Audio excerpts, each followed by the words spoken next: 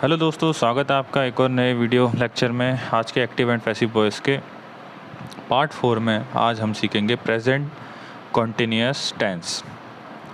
देखिए, इससे पहले जो एक्टिव एंड पैसिव में सीखे थे वो हमने इंडेफिनिट टेंस के तीनों टेंसेस सीखे थे, present indefinite, past indefinite and future indefinite. और आज उसका फोर्थ टॉपिक जो होता है एक्टिव एंड पैसिव वॉइस का, वो हम सीखते हैं कॉन्टिन्यूअस टेंस में। ठीक है, कॉन्टिन्यूअस टेंस में कॉन्टिन्यूअस टेंस तीन अलग अलग कैटेगरी के होते हैं। प्रेजेंट कॉन्टिन्यूअस टेंस, इसके बाद जो आएगा पास्ट कॉन्टिन्यूअस टेंस, और उसके बाद जो टेंस आता है फ्यूचर कॉन्टिन्यूअस टेंस। देखिए, एक्टिव एंड पैसिव वॉइस के पहले पार्ट में मैंने बताया है कि जो पैसिव वॉइस होती है वो केवल और केवल 8 टेंसेस की बनती है, और जो 4 टेंसेस होते हैं जिसमें से एक आता है फ्यूचर कॉन्टिन्यूअस टेंस, उसकी नहीं बनती है। और जो बाकी 3 होते हैं उसके बारे में हम बाद में बात करेंगे। प्रेजेंट कॉन्टिन्यूअस टेंस और पास्ट कॉन्टिन्यूअस टेंस, इन दो की पैसिव वॉइस बनाई जाती है। फ्यूचर कॉन्टिन्यूअस टेंस की पैसिव वॉइस नहीं बनाई जाती है। तो सबसे पहले प्रेजेंट कॉन्टिन्यूअस टेंस की 3 अलग अलग कैटेगरीज़ हैं, जिसमें सबसे पहले आता है अफर्मेटिव सेंटेंस या पॉजिटिव सेंटेंस। इसमें एक्टिव वॉइस की जो हमारे सिंपल सेंटेंस होते हैं उसके जो स्ट्रक्चर होता है उसमें सबसे पहले सब्जेक्ट आता है, उसके बाद इज़, एम या आर आता है, उसके बाद वर्ब की फर्स्ट फॉर्म आईएनजी के साथ लिखी जाती है, और उसके बाद ऑब्जेक्ट आता है। और जब हम इसकी पैसिव वॉइस बनाते हैं तब हम सब्जेक्ट के बाद इज़, एम, आर का यूज़ तो करते ही हैं, लेकिन उसके बाद एक नया वर्ड जो टू बी की फॉर्म बीइंग, BEING, बीइंग को लिखते हैं, और पैसिव वॉइस में वर्ब की थर्ड फॉर्म लिखी जाती है, उसके बाद बाय, और उसके बाद ऑब्जेक्ट। देखिए, इसमें एक छोटा सा रूल है, जैसे हम कंफ्यूज हो जाते हैं कि हमें किस सब्जेक्ट के साथ इज़, किस सब्जेक्ट के साथ एम और किस सब्जेक्ट के साथ आर का यूज़ करना होता है। तो उसका एक छोटा सा ये रूल है कि हम एम का यूज़ हमेशा आई के साथ करते हैं। ये तो सबसे ही सिंपल रूल है कि एम का यूज़ हम हमेशा आई के साथ करते हैं। और इसका यूज़ हम प्रेजेंट कॉन्टिन्यूअस टेंस में इज़ का यूज़ हम ही के साथ, शी के साथ, इट के साथ, या किसी के नाम के साथ, ये राम का नाम हो सकता है, सीता का नाम हो सकता है, यानी वो मेल या फीमेल किसी का नाम हो सकता है, या फिर कोई और दूसरा इनके अतिरिक्त सिंगुलर सब्जेक्ट होगा, उनके साथ हम इज़ का यूज़ करते हैं। अब बात आती है आर का यूज़। तो आर का यूज़ हम वी के साथ, यू के साथ, दे के साथ, और जितने भी प्लूरल सब्जेक्ट होते हैं उनके साथ हम आर का यूज़ करते हैं। तो सबसे पहले हमें इज़, एम, आर के बारे में पता चल गया है, और उससे पहले हमें इसके जो स्ट्रक्चर्स हैं उसके बारे में पता चल गया है। देखिए, अफर्मेटिव सेंटेंस के मैंने 2 यहाँ सेंटेंस लिखे हैं। अगर हम इसको एक बार पैसिव वॉइस में चेंज करते हैं तब हम इसको और अच्छे से समझ पाएंगे। देखिए, फर्स्ट सेंटेंस है शी इज़ बाइंग 2 एप्पल्स। वह 2 सेब खरीद रही है। वह 2 सेब खरीद रही है। तो इसकी जो एक्टिव वॉइस है वो है शी इज़ बाइंग 2 एप्पल्स। अब इसकी जब हम पैसिव वॉइस बनाएंगे तो यहाँ शी हमारा सिंगुलर सब्जेक्ट है, तो इसके साथ इसका यूज़ किया है। लेकिन जब हम पैसिव वॉइस बनाते हैं तो जो हमारा ऑब्जेक्ट होता है, तो हम देख लेते हैं वो ऑब्जेक्ट जो हमारा पैसिव वॉइस में सब्जेक्ट बनने वाला है वो सिंगुलर है या प्लूरल है। तो 2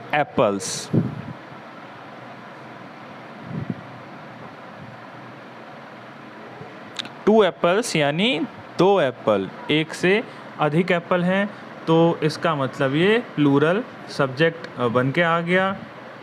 तो प्लूरल सब्जेक्ट के साथ हम आर का यूज़ करते हैं। तो इज़, एम, आर में से हमने एक यूज कर लिया है। अब हम BEING, बीइंग, बाय की थर्ड फॉर्म बॉट, बाय, और शी को हम चेंज करते हैं हर में। यानी ये जो सेंटेंस बन के आया है ये हम पैसिव वॉइस के इस स्ट्रक्चर को फॉलो करके बना पाए हैं। सबसे पहले सब्जेक्ट आ गया, सब्जेक्ट हमारा प्लूरल था तो हमने इज़ एम आर में से इज़ आर लिख दिया। उसके बाद BEING ये कंटिन्यूस टेंस की पहचान बताने के लिए BEING लिखा जाता है और हम वर्ब की थर्ड फॉर्म यूज करते हैं। उसके बाद बाय का यूज हो गया और जो हमारा सब्जेक्ट था उसको हमने ऑब्जेक्ट बना दी। एक और सेंटेंस है, I am writing an essay. मैं एक निबंध लिख रहा हूँ। देखिए आई के साथ एम का यूज हुआ है, लेकिन जब हम एन एसे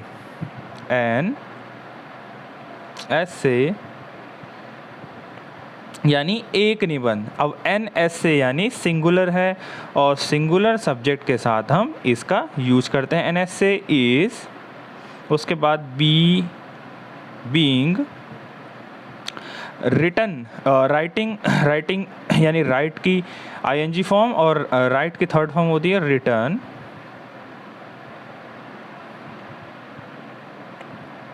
बाय, आई को हम चेंज करते हैं मी में। An essay is being written by me. देखिए नेक्स्ट कैटेगरी आती है नेगेटिव सेंटेंसेस की। अफर्मेटिव के बाद आती है negative sentences category.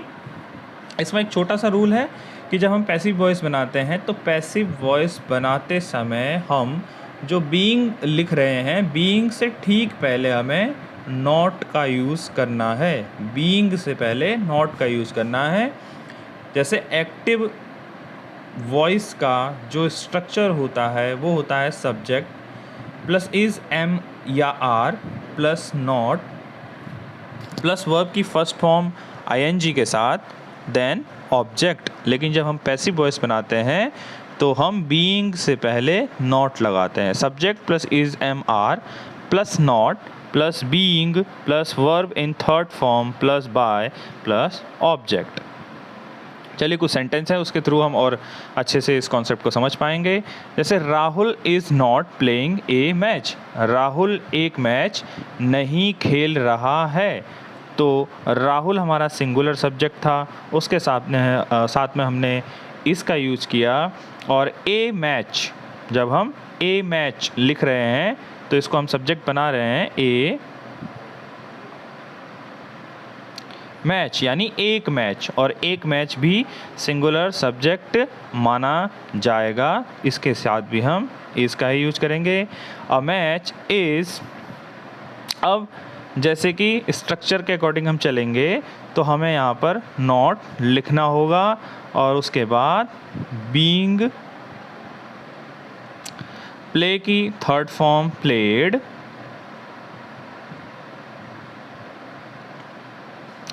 Bye Rahul.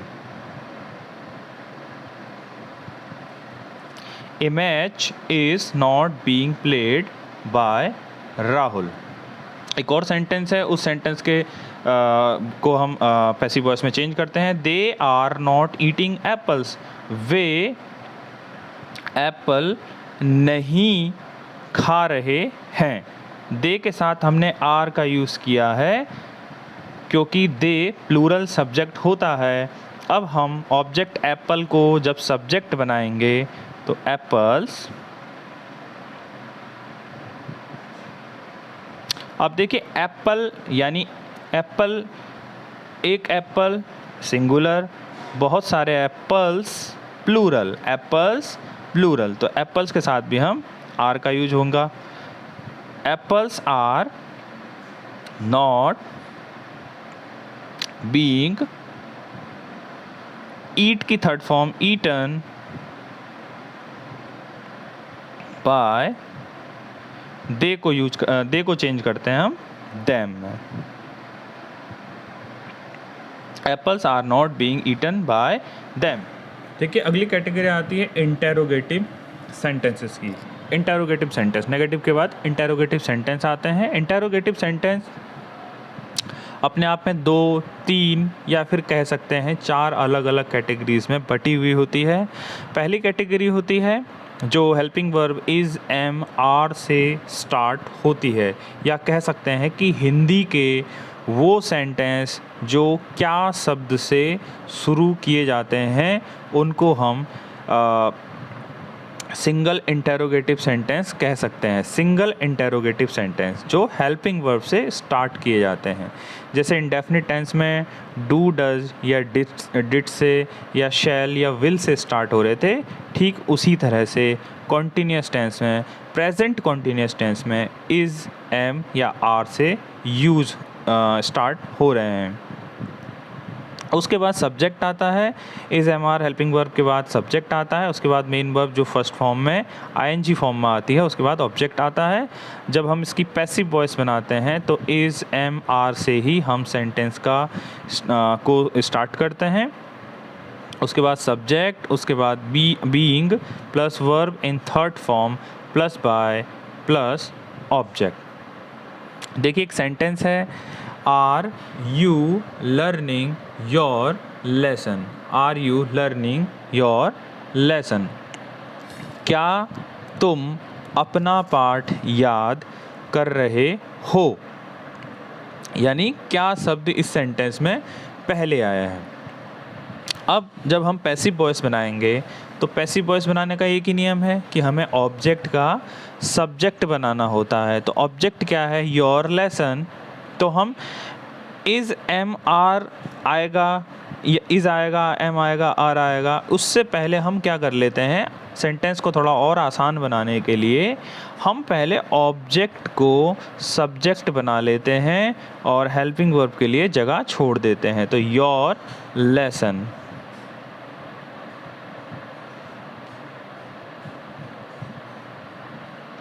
अब देखिए योर लेसन, आपका या तुम्हारा लेसन, यानी तुम्हारा जो पाठ है वो सिंगुलर है, पाठ लेसन वो सिंगुलर है। तो जब ये सिंगुलर है तो हम इज़ एम आर में से जो सिंगुलर सब्जेक्ट के साथ यूज किया जाता है हम उसी को लिखेंगे।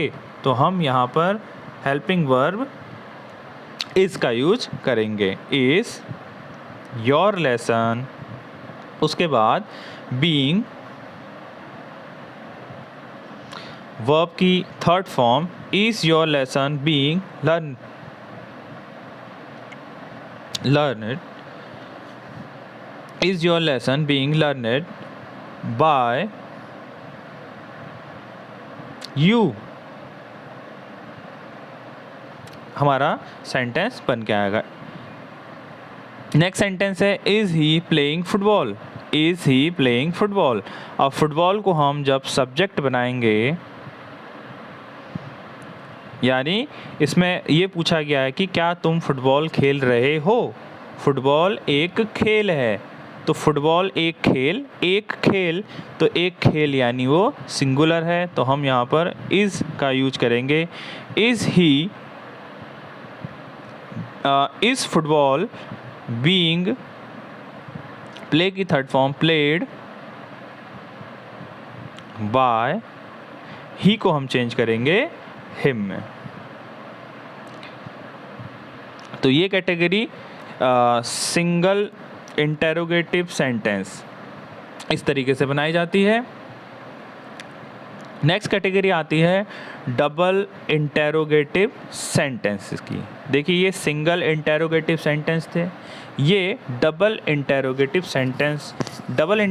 सेंटेंस वो सेंटेंस कहलाते हैं जिसमें कोई प्रश्न सूचक शब्द सेंटेंस के, हिंदी सेंटेंस के बीच में आता है, जैसे क्या, कब, कौन, कैसे, क्यों, कहाँ, ऐसे शब्द हिंदी सेंटेंस के बीच में आते हैं। तो जब हम उनकी ट्रांसलेशन इंग्लिश में करते हैं तब हम उस क्वेश्चन वर्ड को शुरुआत में लिख देते हैं। तो जब हम ट्रांसलेशन करते हैं तो उसकी जो स्ट्रक्चर होता है वो ये होता है, question word plus is am are में से एक plus subject plus verb first form के साथ आईएनजी फॉर्म में, उसके बाद ऑब्जेक्ट। लेकिन जब हम पैसिव बनाते हैं तो क्वेश्चन वर्ड, उसके बाद is am are plus subject plus being plus verb की third form plus by plus object.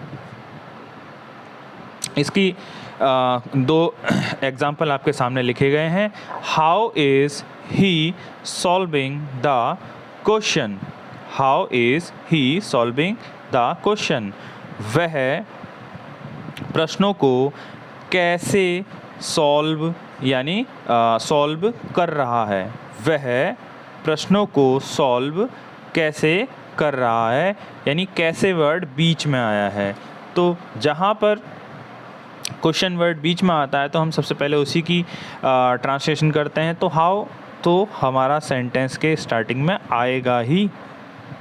अब उसके बाद is am are helping verb को लिखने की बारी है। तो हम कैसे, यहाँ पर तो इज़ लिख दिया क्योंकि ही हमारा सब्जेक्ट था, तो ही के साथ हमने हेल्पिंग वर्ब इज़ का यूज किया। अब क्या यहाँ पर इज़ ही आएगा या एम आएगा या आर आएगा, उसका पता करने के लिए हमें इस स्पेस को थोड़ी देर के लिए छोड़ देना चाहिए। हमें उसके बाद स्ट्रक्चर में देखिए, उसके बाद क्या आएगा, इज़ एम आर के बाद क्या आएगा, सब्जेक्ट आएगा। तो सब्जेक्ट हमारा पैसिव वॉइस में ऑब्जेक्ट को बनाया जाता है। तो द क्वेश्चंस जो लिखा हुआ है, पहले इसको लिख लेते हैं, द क्वेश्चंस। अब देखिए द क्वेश्चंस एस लगा हुआ है, इससे पता चल रहा है कि उसने एक प्रश्न को नहीं बहुत सारे प्रश्नों को सॉल्व किया है या बहुत सारे प्रश्नों को सॉल्व कर रहा है, यानी क्वेश्चंस प्रश्न एक से ज़्यादा हैं। तो हम एक से ज़्यादा यानी प्लूरल, तो हम हाउ के साथ आर का यूज़ करेंगे। हाउ आर द क्वेश्चंस, उसके बाद बीइंग सॉल्व की third form solved by object हम ही का हिम बना देंगे और लास्ट में क्वेश्चन मार्क। नेक्स्ट सेंटेंस है when is mother cooking the food, when is mother cooking the food, माताजी भोजन कब पका रही हैं, माताजी भोजन कब पका रही हैं। देखिए कब वर्ड फिर से बीच में आ रहा है, तो सबसे पहले हम इसकी ही इंग्लिश बनाएंगे व्हेन। अब द फूड को ठीक इसी तरीके से, जैसे द क्वेश्चन को हमने ऑब्जेक्ट से सब्जेक्ट बनाया था, तो ठीक उसी तरह से द फूड को हम इस तरफ लेकर के आएंगे, द फूड। अब देखिए द फूड यानी भोजन जो है वो एक सिंगुलर सब्जेक्ट माना जाएगा, क्योंकि खाना कोई एक प्रोडक्ट, तो द फूड से पहले हम व्हेन इस का यूज करेंगे, when is the food being cook की third form cooked by mother को हम ऑब्जेक्ट बना देंगे। देखिए इंटेरोगेटिव सेंटेंस में ही नेक्स्ट कैटेगरी जो आती है वो आती है हु से प्रारंभ होने वाले सेंटेंस। देखिए इस टॉपिक को मैंने एक्टिव एंड पैसिव वॉइस के पार्ट 1, 2 एंड 3 में भी काफ़ी अच्छे से समझाया है। आपको वो सेंटेंसेस भी, वो एग्जांपल्स भी उन पार्ट्स में बहुत ध्यान से देखने चाहिए। और इस कैटेगरी के सेंटेंस जो होते हैं वो कॉन्टिन्यूस टेंस में इस तरह से होते हैं, sentence who plus is am are plus verb in first form plus ING plus object. जो पैसिव वॉइस बनती है, मैंने पिछली वीडियोस में भी बताया है कि हु से प्रारंभ होने वाले जो पैसिव वॉइस के सेंटेंस होते हैं वो बाय हुम से स्टार्ट किए जाते हैं। उसके बाद हम helping verb is am are का यूज़ करते हैं, उसके बाद हम सब्जेक्ट का यूज़ करते हैं, उसके बाद बीइंग आता है और उसके बाद वर्ब की थर्ड फॉर्म आती है और उसके बाद क्वेश्चन मार्क लग जाता है। देखिए ध्यान दीजिए इस सेंटेंस में आपको कहीं पर ऑब्जेक्ट नहीं दिखाई दे रहा होगा। इसका कारण ये है कि जो हु वर्ड है वो अपने आप में एक क्वेश्चन वर्ड है, साथ ही साथ वो ऑब्जेक्ट भी है तो हम ऑब्जेक्ट को बाय के बाद लिखते हैं। लेकिन ये क्योंकि ये क्वेश्चन वर्ड है तो दूसरा नियम ये कहता है कि हमें क्वेश्चन वर्ड को सेंटेंस के स्टार्टिंग में ही लिखना होता है। तो हम उस क्वेश्चन वर्ड को स्टार्टिंग में ही लिख देते हैं। क्योंकि ये ऑब्जेक्ट है इसलिए इससे पहले हम बाय का भी यूज़ कर देते हैं, और हेल्पिंग वर्ब इज़ MR को लिखने के बाद हम सब्जेक्ट को और उसके बाद बीइंग और उसके बाद वर्ब को थर्ड फॉर्म में लिख देते हैं। अब एक सेंटेंस है who is teaching you English. यहाँ पर जो टीचिंग करने वाला व्यक्ति है, यानी जो टीचिंग कराएगा या कर रहा है, वो हु है। समझिए सेंटेंस को, who is teaching you English. आपको इंग्लिश कौन पढ़ा रहा है? तो जो क्वेश्चन वर्ड है वही हमारा सब्जेक्ट है। तो जो सब्जेक्ट है उसको हम ऑब्जेक्ट बना देते हैं। क्योंकि क्वेश्चन वर्ड है इसलिए इसे हमें सेंटेंस की शुरुआत में ही लिखना होगा। इसलिए हम पहले तो हु को हुम में चेंज करते हैं, और जैसा कि इसका स्ट्रक्चर बता रहा है कि हमें सबसे पहले बाय का यूज करना होता है। बस इस बात को ध्यान रखिए कि हु से स्टार्ट होने वाले सेंटेंस बाय हुम से शुरू होंगे। By whom. अब देखिए इस वाले सेंटेंस में ये हमारा सब्जेक्ट था हु और यू हमारा ऑब्जेक्ट था। अब हम क्या करेंगे, अकॉर्डिंग टू सेंटेंस हम हेल्पिंग वर्ब इज़ MR का यूज़ करेंगे। अब इज़ MR का यूज़ हम तभी करेंगे जब हमारा सब्जेक्ट हमारे लिए कंफर्म हो कि वो सिंगुलर है या प्लूरल है। अब यू देखा जाए तो वो प्लूरल होता है, यू प्लूरल होता है, तो यू के साथ हम हेल्पिंग वर्ब आर का यूज़ करेंगे। By whom are you. अब उसके बाद हम बीइंग का यूज़ करेंगे। उसके बाद हम थर्ड फॉर्म यूज करते हैं, और टीच की थर्ड फॉर्म होती है taught. Sentence complete. By whom are you being taught. Next sentence है हु इज़ प्लेइंग क्रिकेट।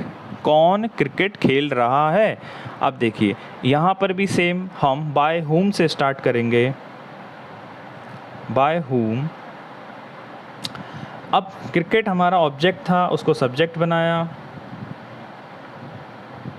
अब क्रिकेट यानी एक खेल है और खेल सिंगुलर होता है। By whom is cricket being, उसके बाद प्लेड, प्ले की third form question mark. By whom is cricket being played.